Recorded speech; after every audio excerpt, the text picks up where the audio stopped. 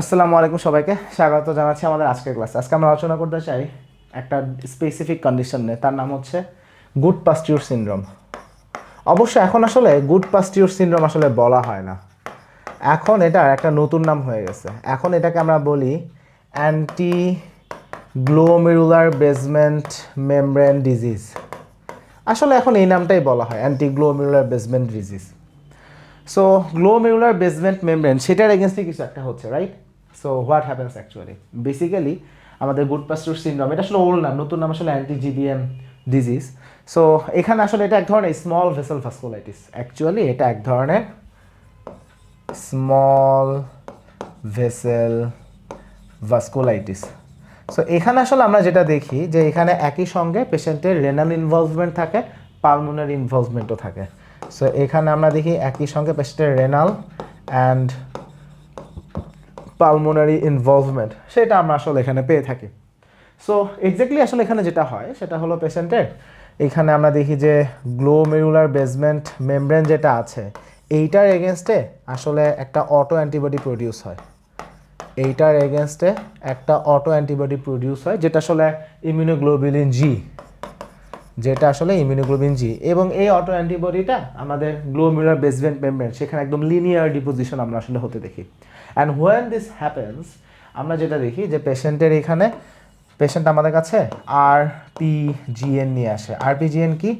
Rapidly progressive glomerulonephritis. So basically একটা একেআই feature নিয়ে আসলে সে আমাদের কাছে আসে, একটা র্যাপিডলি প্রডিউসিং একটা একেআই নিয়ে আসে, যেখানে আমরা দেখবো যে পেশেন্টের হেমাচুরিয়া আছে, আমরা সেখানে হেমাচুরিয়া দেখব, সেখানে আমরা প্রোটিন ইউরিয়া দেখব, বাট এটা কিন্তু নেফ্রোটিক রেঞ্জ প্রোটিন ইউরিয়া না। তাহলে এখানে হেমাচুরিয়া থাকবে, এখানে প্রোটিন ইউরিয়া থাকবে। এই জিনিসটা আমরা তাহলে নর্মালি দেখতে পাই। র্যাপিডলি প্রোগ্রেসিং একটা কন্ডিশন, একেআইয়ের মতো প্রেজেন্টেশন নিয়ে আমাদের কাছে পেশেন্ট তাহলে এখানে আসবে। তাহলে এইটা হচ্ছে আমাদের রেনাল প্রেজেন্টেশন। আর আমরা পালমোনারি প্রেজেন্টেশনে পেশেন্টের দেখি যে পালমোনারি হিমোরেজ হচ্ছে। আমরা এখানে কি দেখব? আমরা দেখব যে পালমোনারি হিমোরেজ হচ্ছে। So there is pulmonary haemorrhage. So এই দুইটা প্রেজেন্টেশন আমরা আসলে নর্মালি আসলে এখানে দেখি। এখন কথা হচ্ছে যে এরকম একটা প্রেজেন্টেশন যদি থাকে, আমরা ব্যাপারটাকে আসলে ইনভেস্টিগেট কীভাবে করব।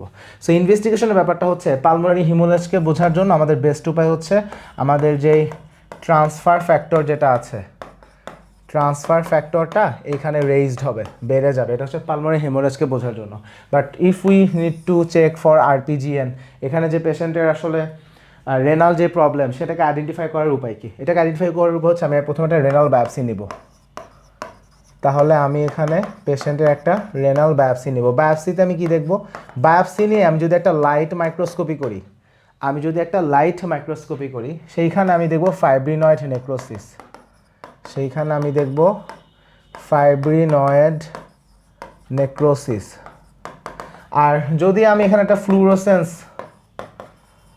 আমরা এখানে একটা ফ্লুরোসেন্স মাইক্রোস্কোপ করি, তাহলে সেখানে আমি দেখব যে linear immunoglobulin D deposition, linear immunoglobulin G deposition in the glomerular basement membrane. সেইখানে আমরা আসলে এটাকে পাবো। সো আমাদের খুব ক্লিয়ার কাট ডায়াগনোসিস এখান থেকে আসলে রেনাল বায়োপসি থেকে আসলে চলে আসবে।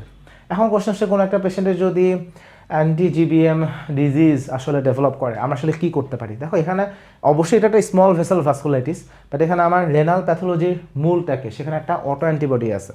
সো এই অটো অ্যান্টিবডির এগেন্সে আমি কী করতে পারি? তাহলে একটা উপায় হতে পারে যে আমি প্লাজমা এক্সচেঞ্জ করলাম। আমি এখানে একটা কাজ করতে পারি যে আমরা এখানে প্লাজমা এক্সচেঞ্জ করতে পারি। সো ম্যানেজমেন্টের এখানে প্লাজমা এক্সচেঞ্জ বা প্লাজমা ফেরেসিসের কথা আসতে পারে। সো প্লাজমা ফেরেসিস বা প্লাজমা এক্সচেঞ্জ করলে আমি আসলে ওই সার্কুলেটিং অ্যান্টিবডি থেকে গেট রিড অফ ইট, সহজ কথা। সো এটা একটা উপায়। সেকেন্ডলি আমরা এখানে যেটা করতে পারি, এখানে ইমিউন সাপ্রেসিভ এজেন্ট আমাকে ইউজ করতে হবে। এখন ইমিউন সাপ্রেসিভ এজেন্ট হিসেবে আমরা এখানে দুইটা জিনিস ইউজ করব। একটা হচ্ছে স্টেরয়েড, গ্লুকোকর্টিকয়েড ইউজ করা হচ্ছে, আর একটা হচ্ছে আমাদের সাইক্লোফসফামাইড।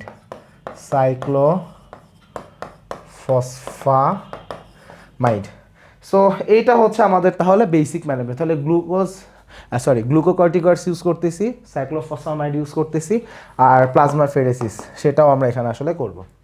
এখন এখানে আমাদের পালমোনারি যে ম্যানিফেস্টেশন, যে পালমোনারি হিমোরেজ, যেটা আসলে কাদের ক্ষেত্রে বেশি হওয়ার রিস্ক থাকে, কারণ সবাই কিন্তু পালমোনারি হেমোরেজ নিয়ে আসবে না, বাট কিছু সার্টেন পপুলেশনের রিস্কটা বেশি থাকে। সো দেখা যাচ্ছে যে যারা স্মোকার অথবা লাঙে আগে থেকে কোনো একটা ইনফেকশন আছে, হ্যাঁ, বা মেল পেশেন্ট, হ্যাঁ, এই ধরনের এজ গ্রুপে আমরা আসলে ব্যাপারটা একটু বেশিই দেখি। সো এই ধরনের যদি পপুলেশন গ্রুপ হয়, নর্মালি আমাদের গ্লোমেরুলার বেসমেন্ট মেমব্রেন ডিজিজ যেটা anti glomerular basement membrane disease সাধারণত বায়োমোডাল ডিস্ট্রিবিউশন থেকে, নর্মালি পুরুষ মানুষের বেশি হয়, মেল ডিস্ট্রিবিউশনটা বেশি, এবং দেখা যাচ্ছে 20 থেকে 30 বছর এই এজ গ্রুপে একটা ডিস্ট্রিবিউশন হয়।